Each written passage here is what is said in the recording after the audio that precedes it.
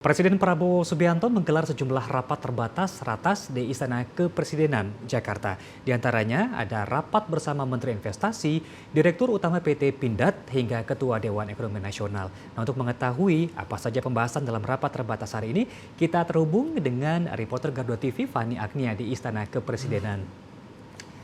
Selamat petang Fani, silakan laporannya.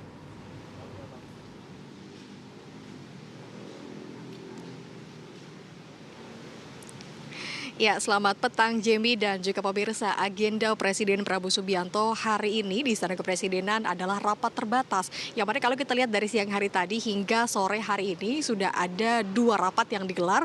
Yang mana di siang hari tadi dihadiri oleh Menteri Investasi Rosan Roslani serta Menteri Pertahanan Syafri Syamsuddin dan juga beberapa pihak seperti Wakil Direktur PT Toba. Kemudian juga ada Guru Besar Institut Teknologi Bandung dan juga ada dari Direktur Utama PT Pindad Sigit Santoso. Dalam pembahasan rapat terbatas ini terkait dengan penguatan strategi untuk investasi dalam industri kendaraan listrik di Indonesia. Yang mana kalau dari pernyataan Rosan sendiri, ini melihat Indonesia sangat memiliki potensi yang besar untuk bisa menjadi peran utama dalam rantai perekonomian, tepatnya di kendaraan listrik. Yang mana kalau dilihat juga produksi mobil listrik di Indonesia sejauh ini ada 1,2 juta per tahunnya. Dan memang itu dapat dikembangkan kembali jika memang dari pihak pemerintah ini mendukung lebih besar lagi untuk pengadaan ataupun peran yang cukup tinggi dalam kendaraan listrik. Dan memang diharapkan nanti di tahun 2030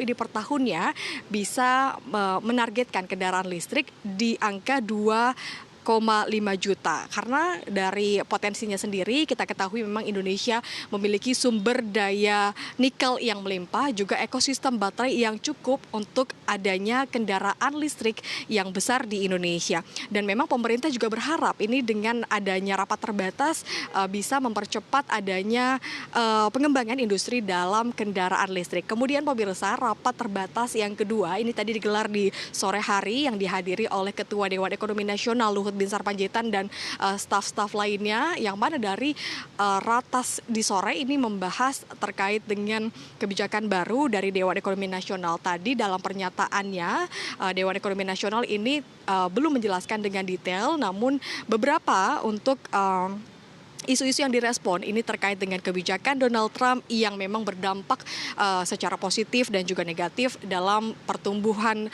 ekonomi di Indonesia. Kemudian juga terkait dengan kepastian kebijakan dari Dewan Ekonomi Nasional terkait dengan pertumbuhan ekonomi di angka ataupun pada nilai inflasi maksud saya, yang mana kalau di 2025 ini diharapkan bisa stabil dan tidak menurun. Kemudian kalau dilihat lagi adalah potensi ataupun resiko terhadap kebijakan deportasi pekerja. Nah, ini menjadi perhatian juga dari pihak Dewan Ekonomi Nasional dan juga Presiden Prabowo Subianto, sehingga nantinya mungkin akan digelar kembali rapat terbatas bersama dengan pihak-pihak yang berwenang. Kemudian pemirsa, tidak lupa dalam rapat terbatas ini Presiden Prabowo Subianto juga selalu menyampaikan terkait dengan efisiensi anggaran dari seluruh kementerian dan juga lembaga, baik itu pemerintah pusat maupun pemerintah daerah. Yang mana kalau dari instruksinya kurang lebih 3 hingga 4 hari yang lalu ini Presiden menginstruksikan untuk setiap lembaga mengefisienkan anggaran ataupun memangkas anggaran yang tidak begitu penting dan dialihkan dengan hal-hal yang memang bisa disesuaikan. Kemudian kalau dilihat secara keseluruhan ini Presiden menginstruksikan untuk memangkas anggaran kurang lebih totalnya ini senilai 306,7 triliun rupiah. Nah, ini adalah angka yang cukup besar juga, tentunya nanti bisa dialokasikan untuk realisasi program-program prioritas Presiden Prabowo Subianto. Seperti yang kita ketahui,